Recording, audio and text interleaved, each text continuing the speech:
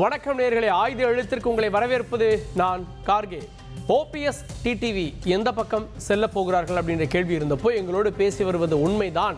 அவங்க தக்க நேரத்தில் முடிவெடுப்பாங்க அப்படின்னு சொல்லியிருக்கிறார் செங்கோட்டையன். அதே நேரத்தில் அதிமுகவிலிருந்து முக்கிய புள்ளிகள் இணையவிருக்கிறாங்க தாவேகாவில் அப்படின்னு சொல்றாரு. இப்போது ஓபிஎஸ் டிடிவி தாவேகாவை நோக்கி நகர்கிறார்களா அப்படின்ற கேள்விகள் ஒருபுறம். அப்படின்னா என்டிஏ வலுவிழக்கிறதா, என்டிஏ என்ன ஆகும், இபிஎஸ் இதை எப்படி எதிர்கொள்வார் அப்படின்ற கேள்விகள்லாம் மறுபுறம் எழுந்திருக்கிறது.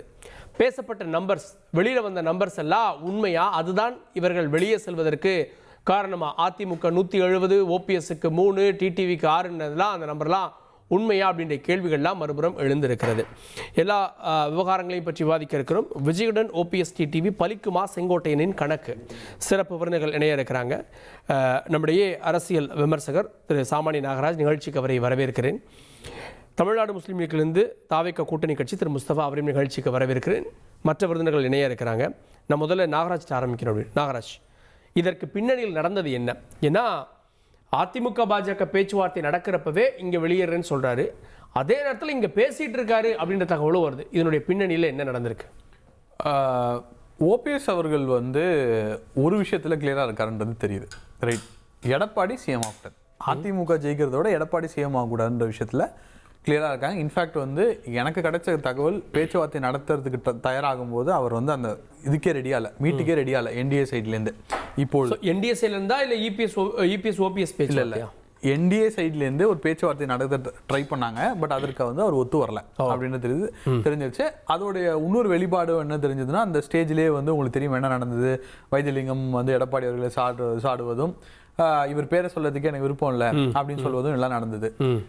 ஆனால் எல்லாரும் சொன்ன விஷயம், அங்கே 3 ஆப்ஷன் கொடுக்கப்பட்டது. ஒன்று அதிமுக போகலாமா, ஒன்று டிவிகே போகலாமா, இல்லை டிஎம்கே போகலாமான்ட்டு. காலையில் ஈவினிங் ரெண்டா சுருங்கிடுச்சு. ஸோ இந்த ஆப்ஷன் இல்லவே இல்லை. அது ஏன்றது, பட் அதிமுக வேணான்ற முடிவு ஓபிஎஸ் எடுத்துட்டார். ஓபிஎஸ் எடுத்து தான் அந்த ஈவினிங் அந்த அதிமுகவில் எடப்பாடி வேண்டாம், அதிமுகன்றது எடப்பாடி வேண்டாம், எடப்பாடி லீடர்ஷிப் வேண்டாம் சொல்லி ஓபிஎஸ் அந்த முடிவு எடுக்கிறார். ஈவினிங் வரும்போது என்ன ஆயிடுச்சுன்னா, ரெண்டு ஆப்ஷன் ஆயிடுச்சு.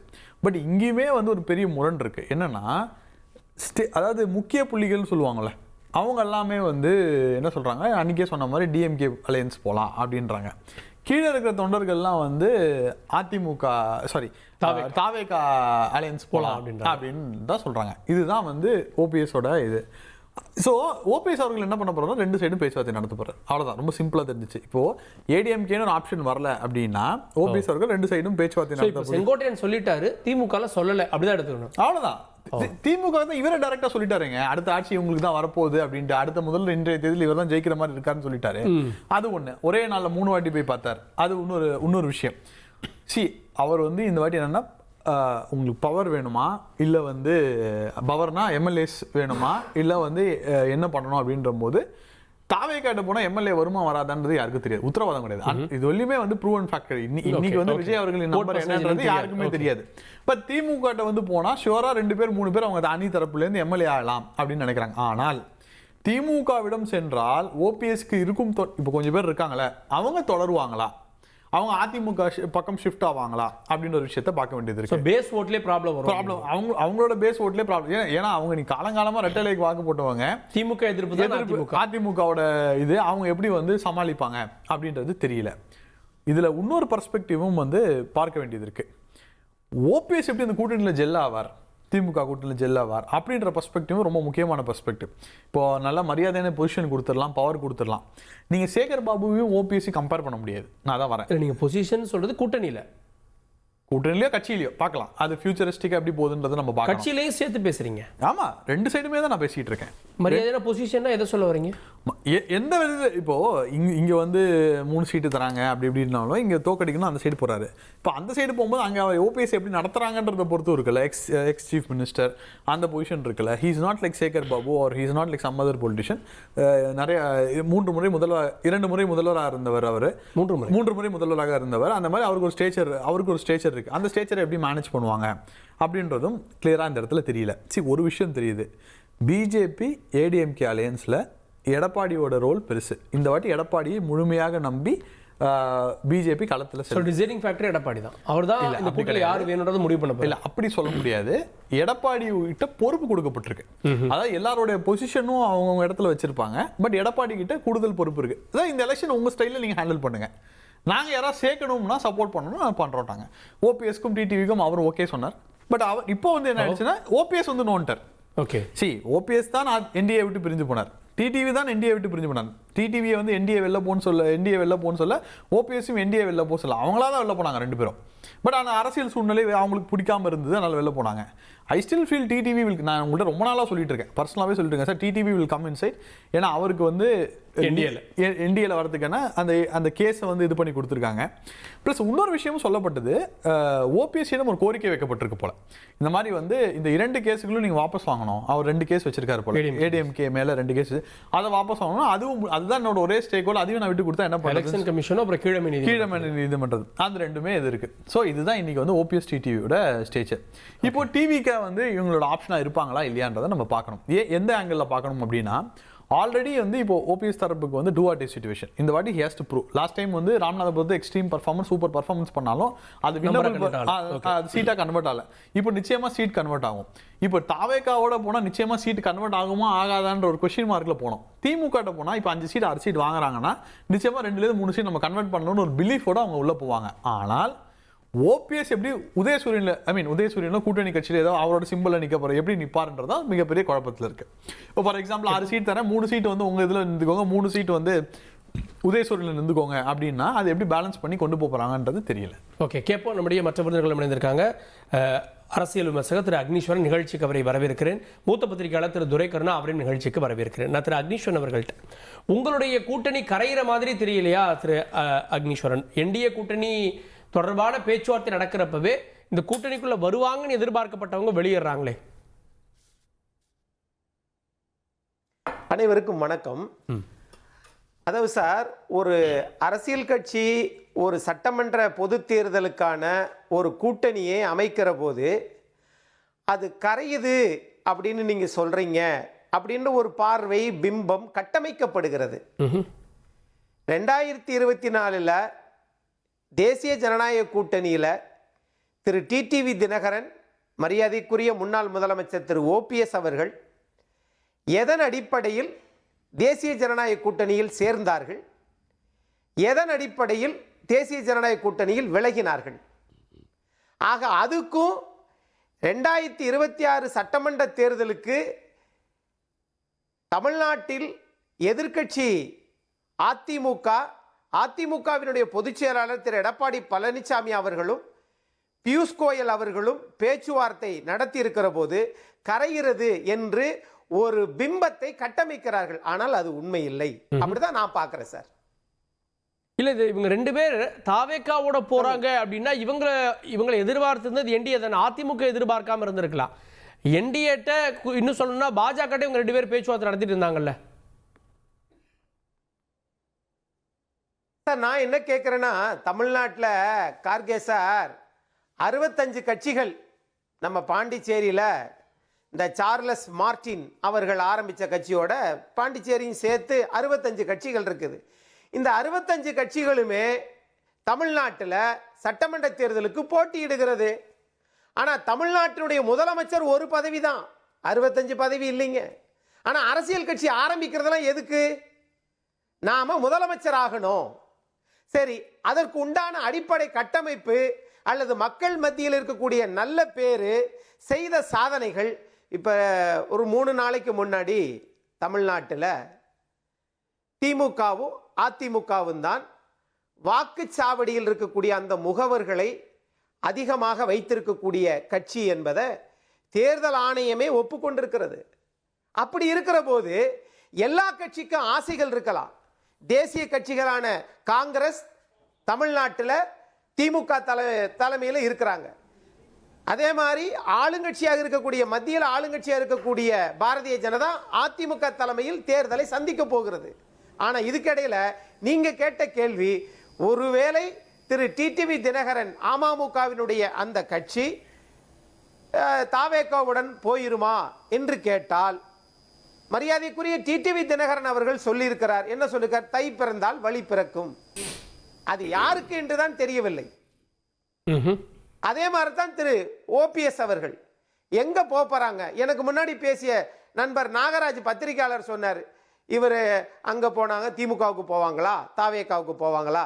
இந்த அனுமானங்கள் தான் ஓடிக்கிட்டு இருக்கே ஒளியில என்னதான் இருந்தாலும் இங்க திமுகவுக்கும் அதிமுகவுக்கு தான் போட்டி. தாவேகாவில் நடிகர் திரு விஜய் அவர்களை நம்பி இளைஞர்கள் ஒரு ஆட்சி மாற்றத்தை எதிர்பார்க்கிறார்கள். ஆனால் அந்த ஆட்சி மாற்றம் என்பது எந்த தேர்தலின் அடிப்படையில்? அவர்கள் இன்னும் ரசிகர்களாகவே இருக்கின்றார்கள். அது அரசியல் கட்சி தொண்டனா இன்னும் மாறலைங்க.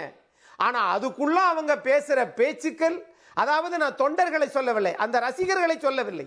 தொண்டர்கள் என்பது எப்ப தெரியும்? ஒரு தேர்தலை நின்று இதைவிட உயர்ந்த ஸ்தானத்தில் இருந்தார். யாரு? மறைந்த ஆளுமை மிக்க தலைவராக இருந்த கேப்டன் விஜயகாந்த் விருத்தாச்சலத்தில் நின்றார். ஒரு சட்டமன்ற உறுப்பினர். அதிமுகவுடன் கூட்டணி வச்சார். 41 தொகுதி, 29 சட்டமன்ற உறுப்பினர். சட்டமன்றத்தில் எதிர்க்கட்சி அந்தஸ்தை வந்தார். அதற்கு பிறகு சட்டமன்றத்தில் நாக்கை துருத்தினார். பத்திரிகையாளருடன் ஒரு முரண்பாட்டு போக்குவாத இது பண்ணாரு. அதற்கு பிறகு அது கொஞ்சம் கொஞ்சமாக இதாயிடுச்சு. அவர் உடல் நலவும் குறைவாக வந்ததனால், இல்லை என்றால் அவர்தான் இந்த நாட்டில் இப்போது அசைக்க முடியாத முதலமைச்சராக இருந்திருப்பார். அம்மையார் மறைவுக்கு பிறகு, கலைஞர் மறைவுக்கு பிறகு. ஆனால் இதெல்லாம் என்ன சொல்லுதுன்னா, இங்க நாங்க தான், எங்களுக்கு அவங்களுக்கு தான் போட்டி என்று தாவேகா சொல்லுவது அது அவங்களுடைய அதீத ஆசையை, அதீத நம்பிக்கையை வெளிப்படுத்துது. ஆனா ஒண்ணு, மத்தியில 20 மாநிலம் சொல்லி முடிச்சிடறேன். மத்தியில ஏறத்தாழ 20 மாநிலங்களில் ஆட்சியில் இருக்கக்கூடிய பாரதிய ஜனதா தமிழ்நாட்டில் எங்களுக்கும் திமுகவுக்கு தான் போட்டின்னு சொல்லல. தமிழ்நாட்டில் ஆளுங்கட்சியா இருக்கக்கூடிய திமுக களத்துல யாருமே இல்ல அப்படின்னு சொல்லல. நாம் தமிழர் கட்சி 8.2% வாக்கெடுத்த நாம் தமிழருடைய ஒருங்கிணைப்பாளர் என்னைக்குமே எனக்கும் திமுகவுக்கு தான் போட்டி, களத்துல யாருமே இல்லைன்னு சொல்லல. தாவேகாவினுடைய தலைவர் சொல்லுகிறார் என்றால் அவருக்கு அரசியல் தெரியலன்னு அர்த்தம். கேட்போம். நான் திரு துரைக்கண்ணா அவர்கள்ட்ட, திரு துரைக்கண்ணா, எம்ஜிஆர் பக்கம் இருந்தவர்கள், இன்னும் எம்ஜிஆரோடு பயணித்தவர்கள்லாம் விஜய் பக்கம் இன்று சென்று விட்டார்கள். செங்கோட்டையனை பார்க்குறோம். திரு ஓபிஎஸும் தினகரனும் செல்ல மாட்டார்கள் அப்படின்னு சொல்ல முடியுமா? செல்வாங்க அப்படின்னா அதற்கான காரணம் என்ன? இல்லை, அனைத்து இந்திய அண்ணா திராவிட முன்னேற்ற கழகம் இப்போது இருக்கிற சூழலில் திரு ஓபிஎஸ் அவர்கள், திருமதி சசிகலா உள்ளிட்ட பலரும் நீக்கப்பட்டு அவர்கள் தனித்து விடப்பட்ட சூழலில் இது பலகீனமாக இருக்கிறது. இவர்கள் இணைந்தால்தான் வெற்றி சாத்தியம் என்கிற அந்த அடிப்படையில் தான் தொடர்ந்து இந்த ஒருங்கிணைவோம் ஒன்றிணைப்போம் என்கிற அந்த கருத்தாக்கத்தில் பயணித்தார்கள். அது முற்றும் முழுவதுமாக திரு எடப்பாடி பழனிசாமி அவர்களால் மறுதளிக்கப்பட்ட நிலையில் திரு எடப்பாடி பழனிசாமிக்கு இந்த தேர்தலில் ஒரு பாடம் கற்பிக்க வேண்டும் என்கிற அடிப்படையில் அவர்கள் ஒரு எதிரியை வீழ்த்துவதற்கு எந்த ஆயுதத்தையும் எடுக்க தயார் என்கிற அந்த அரசியல் சாணக்கியத்தனத்தின் அடிப்படையில் அவர்கள் ஒரு முடிவை எடுப்பார்கள். ஒரு தை பிறந்தால் வழி பிறக்குனாங்க. தை மாதத்திற்குள் என்ன நடக்கிறதுங்கிறது நம்ம பார்ப்போம். டெய்லி இந்த விவாதங்கள் ஓடிக்கிட்டு தான் இருக்கும். ஆனால் ஏன் அவங்க என்டிஏல இருந்தாங்க, ஏன் வெளியில் போனாங்கன்னா, 2017 ஒரு பெரிய நெருக்கடி வந்தது. அண்ணா திராவிட முன்னேற்ற கழக ஆட்சிக்கு நெருக்கடி வந்த பொழுது கை கொடுத்து அந்த நெருக்கடியிலிருந்து மீட்டெடுத்தது பாரதிய ஜனதா கட்சி. எனவே அந்த பாரதிய ஜனதா கட்சி இந்த நெருக்கடி, இப்போது ஏற்பட்டிருக்கிற இந்த நெருக்கடியிலிருந்தும் மீட்டெடுப்பதற்கு ஒரு ஒருங்கிணைப்பு முயற்சியை செய்யும் என்று நம்பி பயணித்தார் மரியாதைக்குரிய திரு ஓபிஎஸ் அவர்கள்.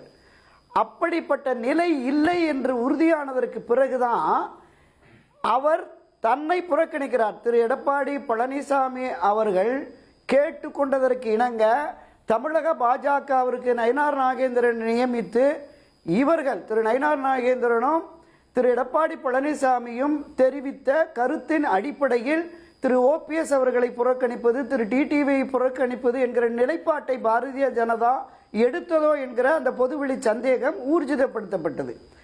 திரு அமித்ஷாவை சந்திக்காதது வருத்தம் அளிக்கிறது என்று தெரிவித்த திரு ஓபிஎஸ் திரு மோடி அவர்களை சந்திப்பது பெரும்பாக்கியம் என்று சொன்ன சூழலிலும் கூட, ஒரு மாநிலத்தினுடைய முதலமைச்சராக 3 முறை இருந்தவர், ஆகப்பெரிய அரசியல் கட்சியான அண்ணா திராவிட முன்னேற்ற கழகத்தின் ஒரு பிரதான பொறுப்பிலே ஒருங்கிணைப்பாளர் என்று இருந்த நிலையில் கூட அவர் இந்த பாரத பிரதமரை சந்திப்பது பாக்கியம் என்று தெரிவித்தும் சந்திக்காதது என்னுடைய தன்மானத்திற்கு இழுக்கு என்று வெளியிலே வந்து விட்டார். ஆனால் இடையில கார்கே ஒன்று கேட்கலாம், ஏன் திரும்ப அமித்ஷாவை போய் பார்த்தாரு அப்படின்னு. இறுதி வரையிலும் இந்த முயற்சியை மேற்கொள்வோம். நாம் ஒரு இயக்கத்தை கட்டமைத்து விட்டோம். தன்னை நம்பி ஆயிரக்கணக்கான பல்லாயிரக்கணக்கான தொண்டர்கள் இருக்கிறார்கள். புரட்சித் தலைவர் எம்ஜிஆர், செல்வி ஜெயலலிதா காலத்திலே பயணித்த இந்த தொண்டர்களை விட்டுவிடக்கூடாது. காலமெல்லாம் இரட்டை இலைக்கு வாக்களித்து இரட்டை இலையின் வெற்றிக்காக பாடுபட்ட இவர்களை நாம் அனாதை ஆக்கிவிடக்கூடாது. எனவே இறுதி வரை முயற்சிப்போம் என்று இறுதி வரை முயற்சித்தார். அந்த முயற்சியும் பலனளிக்காத நிலையில் தான் எப்படி ஒரு முடிவுக்கு வர்றாரு. இன்னும் அங்க என்டிஏல கூட்டணி உறுதி ஆகல. எடப்பாடி இவங்க வர்றதுக்கு சம்மதம் தெரிவித்து விட்டாருன்னு சொல்றாங்க. அதற்குள்ள கோவிச்சுட்டு போயிட்டாரா? இல்ல இல்ல இல்ல, திரு எடப்பாடி ஒருபோதும் சம்மதிக்கவில்லை, சம்மதிக்க மாட்டார் என்கிற ஊர்ஜிதமான தகவல் அவர்களுக்கு கிடைத்ததன் அடிப்படையில் இந்த விஷயத்தை இல்லாட்டி நான் சொன்ன மாதிரி அமித்ஷா சந்திப்பு வரைக்கும் இருந்தாரு. அமித்ஷா விட்ட போயிட்டு அவர் சொல்லிட்டாரு, 2021 டிசம்பரில் நடைபெற்ற கட்சியின் பைலாப்படி நடைபெற்ற அந்த தேர்தல் அடிப்படையில் ஒருங்கிணைப்பை கொண்டு வாருங்கள். 1989 ஜே அணி ஜா அணி இணைந்த அந்த அணுகுமுறை நடைமுறையை அமல்படுத்துவதற்கு திரு எடப்பாடியிடம் சொல்லுங்கள் என்பதை தெரிவித்து விட்டு வந்துட்டார். அவருடைய அமித்ஷாவினுடைய தூதுவராக வந்தவர்கள் என்ன பேசினார்கள் அப்படிங்கிறது திரு பியூஷ் கோயல், அவரை சார்ந்த பாஜக தலைவர்கள், திரு எடப்பாடி பழனிசாமி, அவரை சார்ந்த அந்த நிர்வாகிகள், அவங்களுக்கு தான் தெரியும். வெளியில வந்து அவங்க பேசினது வந்து இந்த இடம் 170, 23, 3, 6 இப்படி ஒன்று ஹேஷியம் போச்சுல, அது யாரால் எங்கிருந்து எப்படி பரப்பப்பட்டது என்பது கார்கே உட்பட எல்லா ஊடகவியலாளருக்கும் தெரியும். இது போன்ற விஷயம் அங்க பேசப்படவில்லை என்பதை அந்த தரப்பு, ரெண்டு தரப்புமே, பாஜக தரப்பும் சொல்லுது, இங்க அனைத்து இந்திய அதிமுக தரப்பும் சொல்லுது. ஆனால் ஏதோ ஒரு காரணத்தை காட்டி இதை வந்து கிளப்பி விட்டுருக்கிறாங்க. இதில் எல்லளவும் உண்மை இல்லை என்பதை திரு டிடிவி மறுத்தாரு, ஊடகங்களுக்கு கண்டனம் தெரிவித்தார். திரு பிரேமலதா அவர்களும் அந்த கண்டனத்தை வெளிப்படுத்தினார்கள்.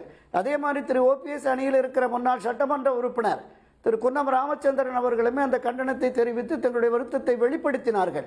ஆனால் அங்கே என்ன நடந்திருக்குன்னா, நீங்கள் இந்த அணியில் இப்போ என்டிஏ அணி 2024 கட்டமைக்கப்பட்டது. அந்த என்டிஏ அணியில் இப்போது யார் இருக்கிறார்கள் என்பது மிகப்பெரிய கேள்விக்குறி. 2024 அனைத்து இந்திய அதிமுகவோடு எஸ்டிபிஐ தேமுதிக இருந்தது. இப்போ எஸ்டிபிஐ போயிடுச்சு. தேமுதிக இன்னும் பேரத்தில் தான் இருக்கு. ஜனவரி மாதம் தான் அவங்க உறுதின்னு சொல்லிட்டாங்க. ஒரு வலுவான கூட்டணி இன்னும் கட்டமைக்கப்படாத சூழலில் யாரெல்லாம் அதிமுகவோட உடன்பாட்டுக்கு வருவார்கள், யாரெல்லாம் என்டிஏவோட உடன்பாட்டுக்கு வருவார்கள், எந்தெந்த கட்சிக்கு என்ன இடம் அப்படிங்கிறதெல்லாம் யார் இந்த அணிக்கு வருகிறார்கள் என்பதற்கு பிறகுதானே பேச்சுவார்த்தை நடைபெறும். இப்பவே 170, 60, 50 என்பது நடைபெற்றிருக்கிறது. இது வெறும் வதந்திகளின் அடிப்படையில் நடைபெற்றதாக தான் நம்ம பார்க்கணும். ஓகே, நான் திரு முஸ்தபா அவர்கள்ட்ட பேசிட்டு இருக்காரு ஓபிஎஸும் தினகரன் அப்படின்றது செங்கோட்டையன் சொல்றது. தாவேக்கா மாதிரி தான் திமுகட்டையும் பேசிட்டு இருக்காங்க அப்படின்னு மறுபார்வை வைக்கிறாங்க. அதை வச்சு தாவேக்காக்கு வந்துருவாங்க நம்புறீங்களா? திமுக சொல்லலை சார். ஒன்று கேட்டிங்கன்னா, இந்த எல்லோரோடும் போட்டப்படக்கூடிய தந்தி டிவிக்கு, தந்தி நேயர்களுக்கு, உலகத்திலும் வாழக்கூடிய கிறிஸ்தவர்களுக்கு கிறிஸ்மஸ் பெருமாள் நல்வாழ்த்துக்களை தெரிவித்துக் கொள்கிறேன். முதல் என்னன்னு கேட்டிங்கன்னா சார், தாவேக்காக்கும் திமுகவுக்கும் அதிமுகவுக்கு தான் போட்டி. தாவேக்கா எங்கே இருக்குதுன்னு நிறையா பேர் பேசுகிறாங்க, புரியுதா? அதிமுக எங்கே இருக்குது? ஏற்கனவே பாஜகவுக்கு எழுதி பட்டா போட்டு வித்தாச்சில் அதிமுகவை. தமிழ்நாட்டில் அதிமுகன்ற ஒரு களம் இருக்கா? நான் கேட்குறேன். நீங்கள் அதிமுக தமிழ்நாட்டு களத்தில் நின்று எத்தனை அம்மா அவர்கள் இறந்ததுக்கு அப்புறம் சார், 8 எஃகு கோட்டையாக வைத்திருந்த எம்ஜிஆர் அவர்களும் அம்மா அவர்கள் இறந்ததுக்கு அப்புறம் எடப்பாடி பழனிசாமி ஒரு 80 வாட்டி ஜெயிச்சிருப்பாரா?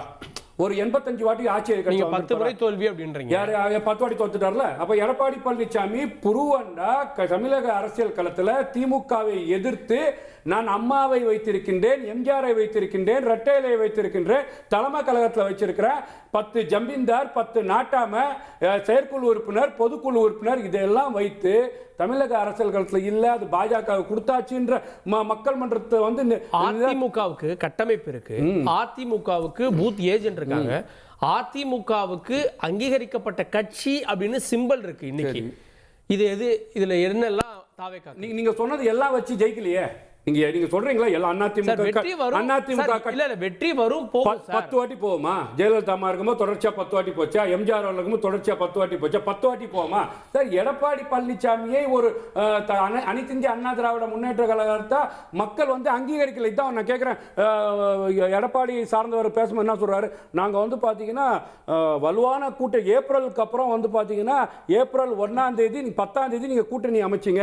எடப்பாடி பழனிசாமியும் பாஜகவும் ஒரு தனியார் ஹோட்டல்ல வச்சு. அதுக்கப்புறம் வந்து உங்களோட எத்தனை கட்சி கூட்டணியில் சேர்ந்துச்சு? எடப்பாடியை நம்பி கூட இருந்தவங்க எங்க போனாங்க? நீங்க நாங்க வந்து வலுவான கூட்டணி இரட்டையில வச்சுக்கிறோம் அப்படின்னு சொல்றவங்க எடப்பாடி கடைசியில் தமிழ்நாட்டில் யாரோட கூட்டணி வைக்க போறான்னு மரியாதைக்குரிய துரைகரன் அவர்கள் சொன்னாரா இல்லையா? கடந்த முறை இருந்த SDP எங்க? பிரேமலதா மேடம் எங்க? அதுக்கு முன்னாடி இருந்த ஜான் பாண்டியன் எங்க? கிருஷ்ணசாமி எங்க? இன்னும் ஃபைனல் ஆகல சார். புரியல. இது லாஸ்ட் மினிட் கிடையாது இல்ல. நைனார் அதான் சொல்றாரு கடைசி நேரத்துல கூட எது வேணா நடக்கலாம் அப்படின்னு. அப்ப ஏப்ரல்ல இருந்து இந்த டிசம்பர் வரைக்கும் எடப்பாடி பழனிசாமி நம்பலையா? கூட இருந்து கூட்டணி அமைத்த களத்துல இருந்த இன்னைக்கு அன்புமணியும் கீழே இருக்கக்கூடிய ராமதாசும் நம்பலையா? ஜான் பாண்டியன் நம்பலையா? கிருஷ்ணசாமி நம்பலையா? அந்த கூட்டம் இருந்த ஏசிஎஸ் சண்முகம் நம்பலையா?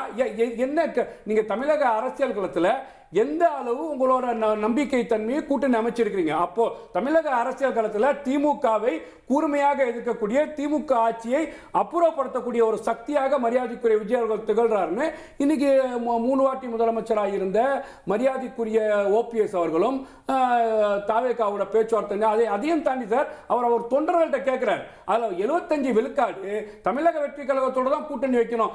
நீங்க சொல்லக்கூடிய எடப்பாடி பழனிசாமி தான் தமிழ்நாடு முழுக்க கட்டமைப்பு வச்சிருக்காரு.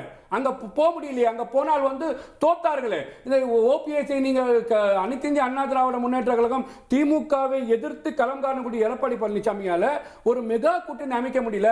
நான் எடப்பாடி பழனிசாமியா அண்ணாமலையா அப்படின்னு சொல்லும் போது கூட நான் என்னால வந்து பாத்தீங்கன்னா பலாப்பழத்தை சேர்க்க முடியும், குக்கரை சேர்க்க முடியும், மாம்பழத்தை சேர்க்க முடியும். அதிமுக வாக்குல கூட இருந்தே சூறையாடி 11% எடுத்து காட்ட முடியும். அப்ப எடப்பாடி பழனிசாமி தமிழ்நாட்டில் வந்து லீடர் கிடையாது, அண்ணாமலை தான் லீடர்னு சொல்ல ஒண்ணுமில்லாத பாஜக களம் அரசியல் களம் காணுதுன்னு சொன்னா இன்னைக்கு தமிழக வெற்றி கழகம் பாஜக அப்பேற்பட்ட அண்ணாமலையை ஒதுக்கி வச்சுட்டு எடப்பாடி தான் முக்கியம்னு வருது. புரியல என்ன சொல்றது? அண்ணாமலை வாங்கி கொடுத்த அண்ணாமலை தலைவர் பதவியிலிருந்து தள்ளி வச்சுட்டு எடப்பாடி முக்கியம் அப்படின்னு இந்த கூட்டணிக்கு வருது. தள்ளி வச்சுட்டுன்னு சொன்னா அதுதான் சார். எடப்பாடி பழனிசாமி எதுக்காக தள்ளி வச்சாங்க, என்ன அங்க பேசப்பட்டது? இப்ப அனைத்து இந்திய அண்ணா திராவிட முன்னேற்ற கழகம் கூட்டணியில் அமைஞ்சால் கூட அனைத்து இந்திய அண்ணா திராவிட முன்னேற்ற கழகத்தில் முதல்வர் வேட்பாளர் எடப்பாடி பழனிசாமின்னு எந்த அளவு பாஜக வந்து உறுதித்தன்மையா வெளிப்படுத்துது? அமித்ஷா கூட்டணி பேசினவர் எங்க சொல்லிட்டாரு? அமித்ஷா சொல்லல சார். எடப்பாடி தலைமையில் கூட்டணி இப்ப முதலமைச்சர் வேட்பாளர் எடப்பாடி பழனிசாமின்னு ஒரு இடத்திலையும் அமித்ஷாவும் அவர் சார்ந்தவங்களும் சொல்லல. அப்ப முழுக்க முழுக்க அனைத்து இந்திய அண்ணா திராவிட முன்னேற்ற கழகம் இங்கே ஆண்டு கொண்டிருக்கின்ற திமுகவை வலுவாக கூர்மையாக எதிர்க்க முடியல. அப்ப அனைத்து இந்திய எடப்பாடி தலைமையில் இருக்க அதிமுக பாஜக அதிமுகவா இருக்கின்றது. அப்ப திமுகவை கூர்மையாக வலுவாக இருக்கக்கூடிய சக்தியாக தமிழக வெற்றி கழகத்தோட விஜய் இருக்கிறான்னு சொல்லி இன்னைக்கு அமமுகவோட பொதுச் செயலாளர் மரியாதைக்குரிய தினகரன் அவர்கள் தனியா நின்று குக்கர் சின்னத்தில் 4% வாக்கு வங்கியை வைத்திருக்கக்கூடிய தினகரன் அவர்கள் விஜயின் தலைமையில் கூட்டணி அமையும் சொன்னா கண்டிப்பாக வெற்றி கூட்டணி திமுக கூட்டணியை வந்து வெற்றி பெறும் நினைச்சவங்க வராங்களா? வெற்றி கூட்டணி தான் ஒருத்தவங்க வராங்கன்னு சொன்னா வெற்றி கூட்டணி அந்த அனைத்து இந்திய திமுக ஆட்சிக்கு வரக்கூடாது. திமுக எதிர்த்து இருக்காங்க. ஜெயலலிதா அம்மா திமுகவை எதிர்த்து தான் அவங்க திமுகவோடையும் பேசுறாங்கன்றாங்க. அதுதான் ஓபிஎஸ்ஏ சொல்லியிருக்காரு அரசியல் எது வேணா நடக்கலாம்னு. திமுக தலைவரை சந்தித்த நீங்க வந்து பாத்தீங்கன்னா எம்ஜிஆர் அவர்களும் ஜெயலலிதா அம்மா அவர்களும் அதிமுக தொண்டர்களை திமுகவை எதிராக தான் வளர்த்திருக்காங்க. திமுக என்பது நீங்க பாஜக எதிர்க்கிறீங்களா இல்லையா? கண்டிப்பா எதிர்க்கிறோம். பாஜகவோடு நட்பில் இருக்கக்கூடிய OPS வர்றாரு. சரி, பாஜகவோடு பேசிக் கொண்டிருக்கக்கூடிய டிடிவி வர்றாரு. பாஜக அமித்ஷாவை மீட் பண்ண செங்கோட்டையன் வந்துட்டாரு. பாஜக ஆதரவா இருந்தவங்க இப்ப ஏன் தாவேகாக்கு வராங்க? அப்ப OPS பாஜகன்னு சொல்றீங்க, தினகரன் அவர்கள பாஜகன்னு சொல்றீங்க, கரெக்ட்டா? அப்ப அங்க இருந்தவங்க பாஜக நீங்க சொல்லுங்க. பாஜக நெருக்கமா இருந்தவங்க கருணாநிதி சார் திமுக இருந்தாரு. அப்ப RSS பாஜக அதுவும் வெளியே சொல்லிருங்க. கருணாநிதி திருமாவளவன் பாஜகவோட கூட்டணியில இருந்தாரு. திருமாவளவன் வந்து விடுதலை சிறுத்தை தலைவரா இல்ல RSS ஓட தலைவரா? இல்ல நீங்க ஒவ்வொருத்தரும் தனிப்பட்ட முறையில போய் சந்திச்சாங்களா இல்லையா? OPS பாஜக RSS சொல்லி ஒரு சாயத்தை பூச வரீங்களா சார்? அப்ப திருமாவளவன் பாஜக அரசு சாயத்தை பூச்சுங்க, ஸ்டாலின் பாஜக அரசு சாயத்தை பூச்சுங்க. அவங்க கூட இருக்கக்கூடிய 98ல கூட்டணி அமைத்து 5 வருஷம் வந்து முட்டு கொடுத்து அமைச்சராட்சியை வந்து சுடுகாடு வரைக்கும் கொண்டு வந்த திமுக அரசாங்கம் பாஜகவோட கூட இருக்குன்னு சொல்லுங்க. அப்ப இந்த கூட்டணியில இருந்தாங்க, சரி வரல. பாஜக அம்மா இறந்ததுக்கு அப்புறம் அதிமுகவை கபடகணம் செய்ய உள்ள முயற்சிக்குது. இப்போ அவங்க வெளிப்படையா தெரிஞ்சுக்கிட்டாங்க, பாஜகவை நம்பினா திமுகவும் ரோடு தான், அதிமுகவும் ரோடு தான். அப்ப ஓபிஎஸும் தனியா தான் நிக்கணும், தினகரன் அவர்களும் தனியா நிக்கணும். அப்ப பாஜக வரணும்னா தமிழ்நாட்டில் யாரும் வந்து பாத்தீங்கன்னா ஜெயிக்க முடியாது, வெறும் பாத்தீங்கன்னா வேஸ்ட் லக்கேஜ். அது இன்னைக்கு என்ன நினைக்கிறான்னு கேட்டீங்கன்னா, மரியாதைக்குரிய தினகரன் அவர்கள் இன்னைக்கு திமுகவை எதிர்க்கிறார், கண்டிப்பாக வெற்றி கூட்டணி மெகா கூட்டணி அமைப்பார், ஆட்சியிலும் அதே பங்கு, அந்த அடிப்படையில் வராங்க. அவங்க கட்சியோட கூட்டணி வச்சா 234 தொகுதி விஜய் ஜெயிச்சிருவாரு. 1/2% கூட இல்ல. எடப்பாடி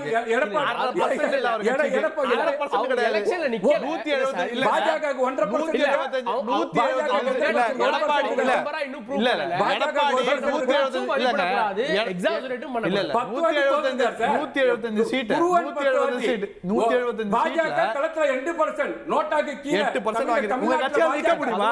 உங்க கட்சியால நிக்க முடியுமா? 40 தொகுதி போட முடியுமா? உங்க கட்சியால 40 சீட் போட முடியுமா? எத்தனை பர்சன்ட்? 8%. சார் எத்தனை 11%. பலாப்பழ ஓட்டு யாருது? குக்கர் ஓட்டு யாருது? மாம்பழம் ஓட்டு இதெல்லாம் அதிமுக ஓட்டா? மோடி ஓட்டா? அமித்ஷா ஓட்டா? இல்ல தாமரை ஓட்டா?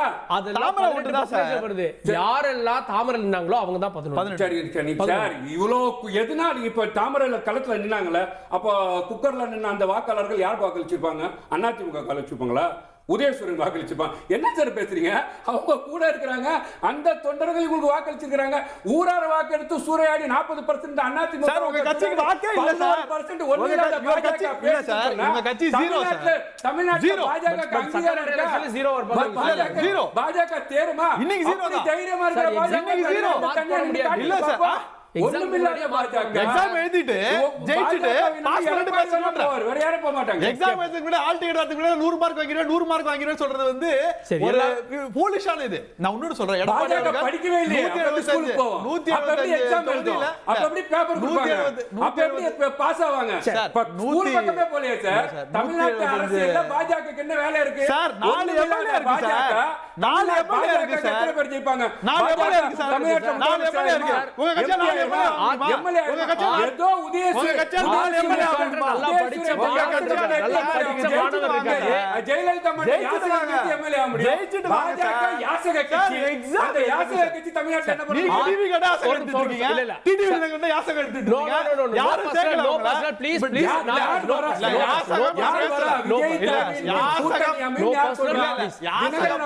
யாசகம் வார்த்தை தான் நான் சொல்றேன். நீங்க பாருங்க, மூணு வாட்டி பாருங்க, நான் பேசல, நான் யாசகம்ன்ற வார்த்தை தான் சொல்றேன். யார் யாரோட வாசகம் எடுக்கிறா? நீங்க தான் ஜெயிக்காத விஜயிடம் யாசகம் எடுத்துட்டு இருக்க. உங்க எவ்வளவு நிலைமை எவ்வளவு பாத்து யார் வரேன்னு சொல்றா? யார் பாத்துட்டிக்கா இருக்கு? பாத்துட்டிக்கா இருக்கு. சரி, ஜெயிக்காத விஜய் இல்ல, ஜெயிக்காத விஜய் ஏன் ஓபிஎஸும் டிடியும் போறாங்க? யாரு சேர்த்துக்கல சார்? யாரு சேர்த்துக்கல சார்? எத்தனை பேர் வந்துட்டாங்க? யாருமே சேர்த்துக்கல. யாருமே சேர்த்துக்கல. ரஷ்ய அதிபர் தான் வரணும், இஸ்ரேல் தான் வரணும், புத்தேன் தான் வரணும். இவங்க தான் பாஜக அமைச்சு தமிழ்நாட்டுல ஆட்சி அமைக்க முடியும். பாஜகவுக்கு தமிழ்நாட்டுல என்ன உங்களோட வெற்றி விளம்பரம்? தமிழ்நாட்டுல என்ன? தமிழ்நாட்டுல என்னத்தை சாதிச்சீங்க? அவங்க நல்லா படிச்சிட்டு இருக்கல, நல்லா படிச்ச அதிமுகன்ற மாணவர் நம்பி வர்றாங்க. நல்லா படிச்ச அண்ணாமலையை வச்சிருக்காங்களா? என்ன சொல்ல வரீங்க? நல்லா படிச்ச அதிமுக அப்படின்ற மாணவர் நம்பி அதிமுகல இருக்கக்கூடிய எக்ஸாம் எழுதி நீங்க தான கேட்டீங்க. ஹெட் மாஸ்டர் சரியில்லையே, அதிமுகல இருக்கக்கூடிய கிளாஸ் ரூமே சரியில்லையே. அதிமுக எம்ஜிஆர் ஜெயலலிதா கிட்ட இருந்த அதிமுக இல்லையே. அதிமுக தேயும் அதிமுக இந்த தொகுதியில எடப்பாடி பிரச்சாரம் பண்ணாரு சார். 175 தொகுதியில 175 தொகுதியில எடப்பாடி பிரச்சாரம் பண்ணாரு. அதிமுக மூணாவது இந்த எடப்பாடி பழனிசாமி 13 இடத்துல 3வது இடத்துக்கு போறாரு, 7 இடத்துல டெபாசிட் இழக்கிறாரு. அப்ப அனைத்து இந்திய அண்ணா திராவிட முன்னேற்ற கழகம் எடப்பாடி தலைமையில் இருக்கிற அதிமுக அது அதிமுக கிடையாது. பாஜக சூர்யாடிட்டு இருக்கு. அந்த சூர்யாடிக்கு எடப்பாடி பழனிசாமி விட்டு கொடுத்திருக்காரு. அதிமுக தொண்டர்கள் அப்ப திமுகவில் இருக்கக்கூடிய எம்ஜிஆர் ஜெயலலிதா மாதிரி விஜய் அவர்கள் இருக்கிறாங்க. அதிமுக தொண்டர்கள் சாரசாரையாக திரு அக்னீஸ்வரன் வெற்றி எங்க அப்படின்றத கணிக்கிறாங்க, அதனால இவங்க தாவேக்க பக்கம் மூவ் ஆகிறாங்கன்றாரு திரு முஸ்தபா. அதாவது இதுவரைக்கும் எந்த வெற்றியை கணிச்சிருக்கிறாங்க? கட்சி ஆரம்பிச்சு 2 ஆண்டுகள் ஆயிருச்சு, ஏன் இடைத்தேர்தல்லாம் நிக்க மாட்டீங்களா? அப்ப எந்த வெற்றியின் அடிப்படையில் இவங்க அங்க போறாங்க அப்படின்னு சொல்றாங்க? சரி, அது ஒரு புறம் இருக்கட்டும். அவர் பேசுகிற போது அவர் பேசின அத்தனை இடத்துலையுமே மாண்புமிகு எதிர்க்கட்சி தலைவரை எடப்பாடி எடப்பாடி எடப்பாடி எடப்பாடி எடப்பாடின்னு கதர்னாப்ல. ஆனால் அந்த எடப்பாடி தான் உங்களை இந்த 41 பேருக்காக சட்டமன்றத்தில் அருள் கூர்ந்து தெரிவித்தார். சரி, அது இருக்கட்டும் சார். தமிழ்நாட்டில் 2 நாளைக்கு முன்னாடி திரு திருமாவளவன் அவர்கள் ஒரு கருத்தை சொன்னார். என்னன்னா, பாஜகவினுடைய குழந்தைகள் தான், வளர்ப்பு குழந்தைகள் தான் நாம் தமிழர் கட்சியும் தாவேகாவும் அப்படின்னாரு. அது சம்பந்தமா ஏதாவது மறுப்பு பேசி அறிக்கை பேசியிருக்கீங்களா? சரி, அது இருக்கட்டும். தமிழ்நாட்டில் சார், அமெரிக்காவில் டொனால்டு ட்ரம்ப்பையே எதிர்க்கக்கூடிய ஆற்றல் யாருக்கு அங்கே இருந்துச்சு அப்படின்னு கேட்டா எலோன் மஸ்க்கு இருந்துச்சு. ஏன்னா டொனால்டு ட்ரம்ப்பை விட எலோன் மஸ்க்கு இந்த நடந்த அதிபர் தேர்தலில் அவர் தான் நிறைய பணத்தை கொண்டு வந்து இறக்குனாரு, எல்லாத்துக்கும் செலவழிச்சாரு. அதனுடைய வியூகமாக பார்க்கப்பட்டது. அது மாதிரி தமிழ்நாட்டிலையும் நிறைய எலோன் மஸ்குகள் நிறைய இருக்கிறாங்க. என்ன செய்யறது, பணத்தை எப்படியோ வந்துருச்சு, உழைக்காம பல 100 கோடி பல 1000 கோடி எப்படியோ வந்துருச்சு. அதனால இந்த கட்சியில பதவி கிடைக்குமா, இன்னொரு கட்சியில பதவி கிடைக்குமா, அல்லது தனி கட்சி ஆரம்பிப்போமா? எல்லாம் கக்கனுடைய வாரிசுகளா, காமராஜனுடைய பேரன்களா? ஒன்றும் கிடையாது. ஆகவே அதை வைத்துக்கொண்டு இவர்கள் ஒரு நடிகர் என்கிற வெளிச்சத்தை வச்சு நாம காசாக்க முடியுமா என்று பார்க்கிறாங்க.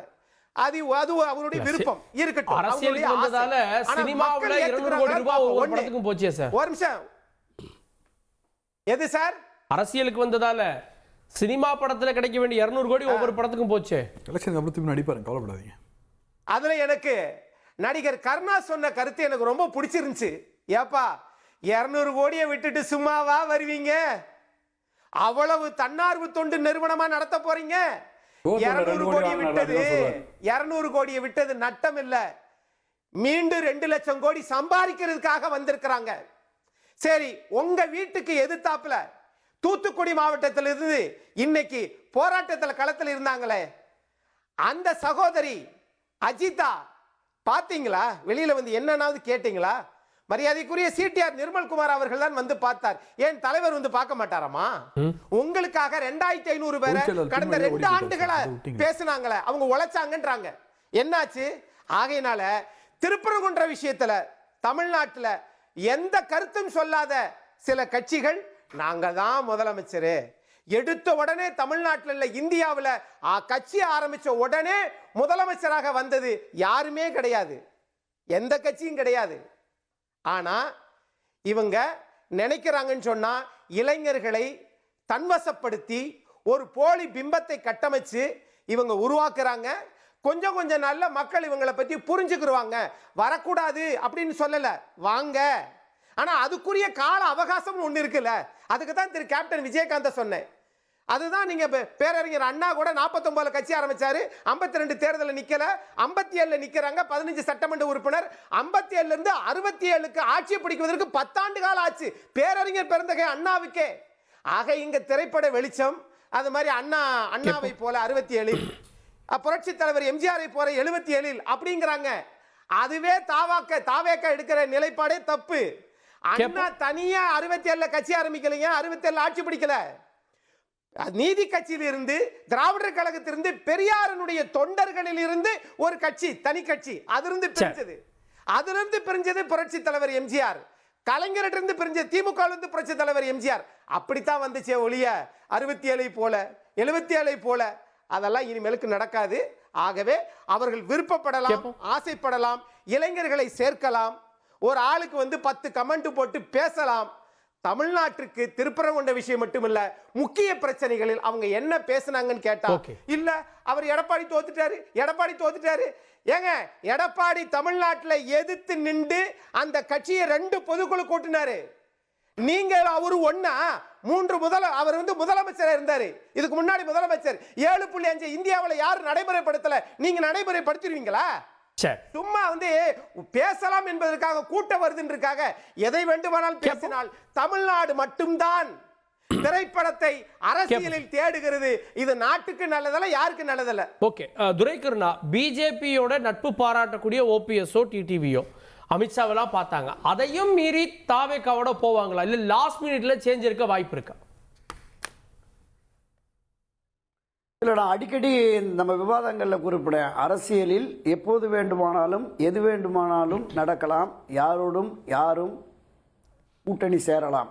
ஆனால் கடந்த 23ஆம் தேதி திரு ஓபிஎஸ் அவர்களும் அவரை சார்ந்த திரு வைத்தியலிங்கம், குன்னர் ராமச்சந்திரன் எல்லோரும் பேசிய பொழுது ஒரு இறுதியான உறுதியான முடிவை எடுத்து விட்டார்கள் அப்படின்னு தான் தெரியுது. பாரதிய ஜனதா கட்சி அனைத்து இந்திய அண்ணா திராவிட முன்னேற்ற கழகத்தை ஒருங்கிணைத்தால் மட்டுமே, அந்த ஒன்றிணைந்த அதிமுகவோடு என்டிஏ கூட்டணி இணைந்து தேர்தல் களத்தை காண வேண்டும் என்பதுதான் திரு ஓபிஎஸ் உறுதியான நிலைப்பாடு. என்டிஏல போய் சேர்ந்துட்டு எல்லா ஊடகங்களில் போட்டுச்சுல 3 சீட்டு 1.5 சீட்டு 1.25 சீட்டுன்னு, அப்படியெல்லாம் ஒருபோதும் முடிவெடுக்க முடியாது என்கிற உறுதியான நிலைப்பாட்டை எடுத்து தான் என்டிஏ அணியும் தேவையில்லை என்று தான் விலகி வந்துட்டாங்க.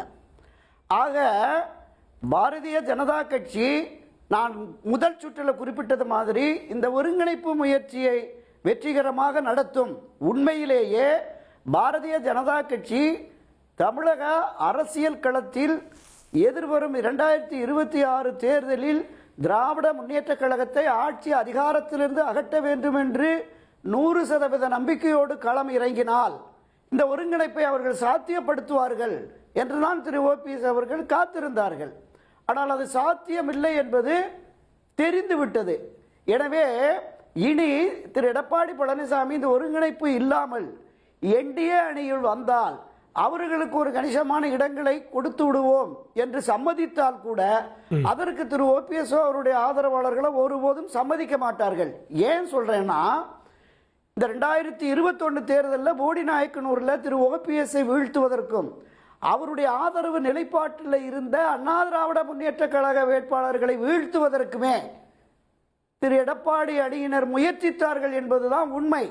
எப்படி ராமநாதபுரத்திலே பாஜக ஆதரவோடு சுயேட்சையாக நின்ற திரு ஓபிஎஸ் அவர்களை வீழ்த்த வேண்டும், அவரை தோற்கடிக்க வேண்டும் என்பதற்காக மகாராஷ்டிரில இருந்து ஒரு ஓபிஎஸ் ஒச்சாத்தேவர் மைய ஓ பன்னீர்செல்வம், இங்க திருமங்கலம், திண்டுக்கல், வேலுச்செந்தூர் பகுதியில் வேலை பார்த்த ஓ பன்னீர்செல்வம் 6 பேரை கொண்டு வந்து அவரை தோற்கடிக்க முயற்சித்தார்கள்.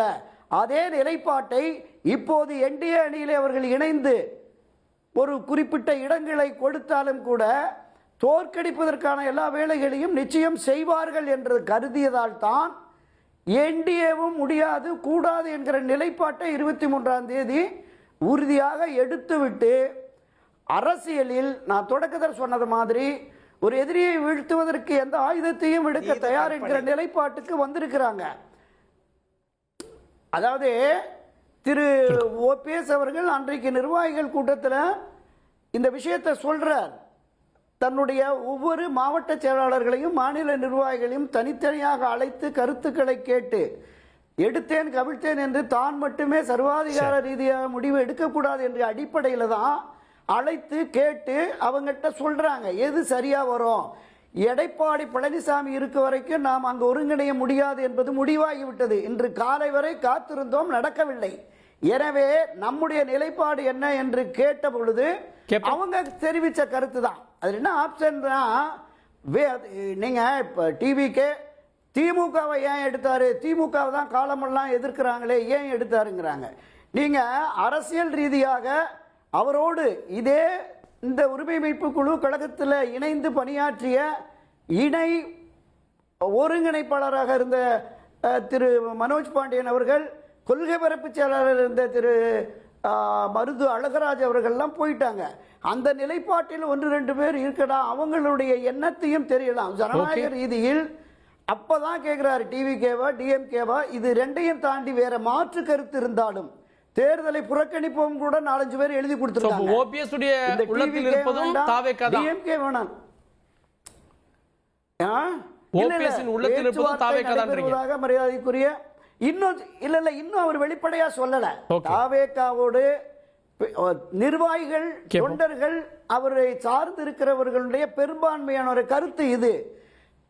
திரு செங்கோட்டையன் அவர்கள் பேசிக் கொண்டிருக்கிறார்கள் சொல்றாங்க.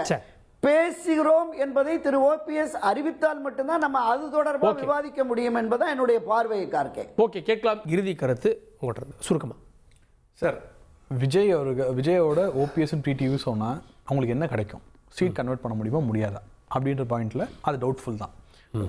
அன்டெஸ்டட் ஃபோர்ஸ்ட்டை வந்து எந்த கட்சியும் கூட்டணி போய் அவங்க தலையை வந்து விடுறதில்ல, யாருமே விரும்ப மாட்டாங்க. ப்ளஸ் ஓபிஎஸ் அவர்களுக்கும் டிடிவி அவர்களுக்கும் இந்த முறை ஜெயிச்சே ஆக வேண்டும்னு ஒரு கண்டிஷன் இருக்குது. அதாவது இந்த முறை அவங்க ஆட்கள் வந்து எம்எல்ஏவும் போகணும் அப்படின்னு இது இருந்ததுன்னா விஜய் எப்படி ஒரு சாய்ஸாக இருப்பாருன்றது தான் மிகப்பெரிய ஒரு கொஸ்டின்.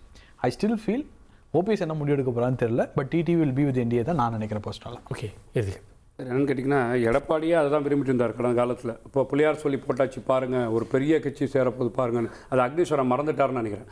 ஓகேவா, ரெண்டு வாட்டி செயற்குழு பொதுக்குழு கூட்டிட்டாரு. அதனால் அதுதான் சார் எல்லாரும் கூட்டுறது தான். அதனால் எடப்பாடி அதிமுகன்னு கிடையாது.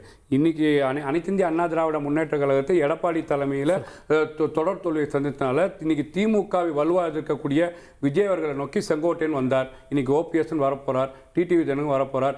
அதிமுகவில் யார் வந்தாலும் நாங்கள் வந்து அரவணைப்போம், கூப்பிடுவோம், மரியாதைக்குரிய விஜய் அவர்களே சொல்கிறார். அப்போ அனைத்து இந்திய அண்ணா திராவிட முன்னேற்ற கழகத்திலிருந்து பல பேர் அதிமுக ரீப்ளேஸ் பண்ண பார்க்குறீங்க? இல்லை, அதிமுக இல்லை சார். என்னன்னு கேட்டீங்கன்னா, இன்னைக்கு அனைத்து இந்திய அண்ணா திராவிட முன்னேற்ற கழகம் திமுக தான் களம் இருந்தது. அதிமுக இன்னைக்கு இல்லை. அதிமுக வேற வேற பெரிய கட்சி வந்து சேரப்போகுது. அது எந்த கட்சி சேரப்போகுதுன்னு தெரியல. புரியுதா உங்களுக்கு? அதனால விஜய் அவர்கள் திமுக இருந்து வரவங்க வாங்கன்னு சொல்லல.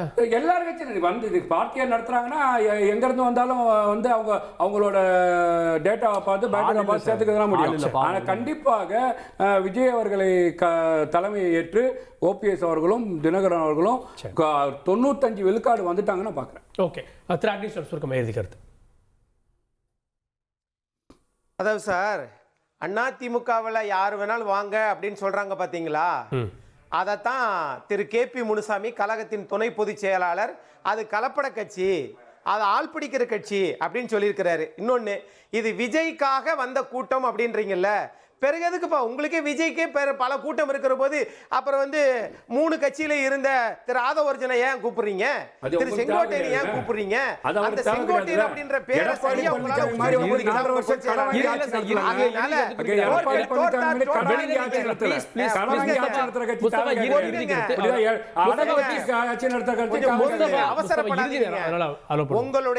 உங்களுடைய படத்துல இருக்கிறது மாதிரியே படபடத்தோடு இருக்காதீங்க. மக்கள் உங்களை விரைவில் புரிந்து கொள்வார்கள்.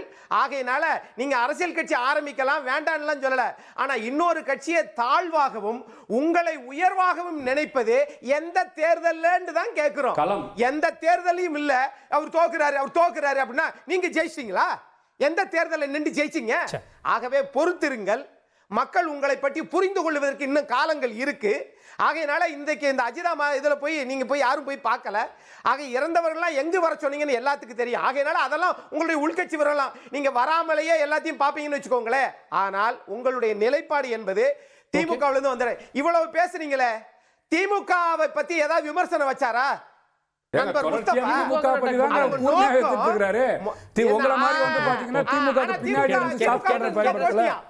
ஆனா அதிமுக பத்தி தான் பேசுவாங்களா? ஆள் பிடிக்கிற கட்சி, ஆகையினால கலப்பட கட்சி. இவர்களுக்கு இல்லை. 9 முறை சட்டமன்ற உறுப்பினர் ஆனால் யாராவது ஒருத்தராவது உப்பிட்டவரை உள்ளளவு நினை திரு செங்கோட்டையன் அவர்கள் அப்படி போவாரா? புரட்சி தலைவர் எம்ஜிஆருக்காக, ஜெயலலிதா அம்மாவுக்காக வாழ்ந்திருந்தால் இவர் இப்படி போவாரா? யோசிங்க. ஆக ஆள் பிடிக்கிற கட்சி, மக்கள் புரிந்து கொள்வார்கள். 200 கோடியை விட்டு வைக்கல, இவங்க வந்திருக்கிறதே 2 லட்சம் கோடி சம்பாதிப்பதற்காக என்பதை மறந்துவிட வேண்டாம் மக்கள். கழகம் கடந்த 8 மாதங்களாக தேர்தல் பணிகளை தீவிரமாக தொடங்கிவிட்டது. பல்வேறு தொகுதிகளுக்கும் அந்த வெற்றியை ஈட்டுவதற்கான களப்பணிகளில் ஈடுபட்டு விட்டார்கள்.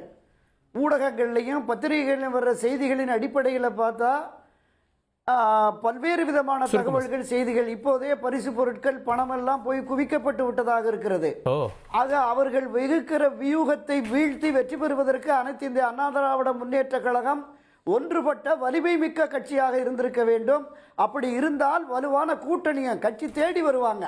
திரு எடப்பாடி ஊர் ஊராக போய் ஒவ்வொரு கட்சிக்கும் அழைப்பு விடுத்தாரே, நீங்கள் வாருங்கள், நீங்கள் வாருங்கள், காங்கிரஸ், பொது உடைமை கட்சி, விசிக, தவேகான, யார் வந்தாங்க? வரல. ஆனா இன்றைக்குமே என்டிஏவில் இருக்கிற கூட்டணி இருக்கான்னு தெரியல, இங்கும் இல்ல. ஆக ஒவ்வொரு வாக்கும் முக்கியம். வெறும் 137 ஓட்டுல டி நகர்ல சத்யா தோத்தாரு. அந்த அடிப்படையில இந்த ஒருங்கிணைந்த அதிமுக தான் வெற்றி என்பதை உணராத வரையில வெற்றி சாத்தியமில்லை என்பதுதான் கள யதார்த்தம். ஓகே, பொறுத்திருந்து பார்க்கலாம் யார் யாரோடு விஜயோடு ஓபிஎஸ் டிடிவி செல்வார்களா, அடுத்தது என்ன பொறுத்திருந்து பார்க்கலாம். விவாதத்தில் இணைந்த விருந்தினர்களுக்கு நன்றி, பார்த்தவங்களுக்கும் நன்றி நேயர்களே. தொடர்ந்து இணைந்தீர்கள் தந்தி தொலைக்காட்சியுடன்.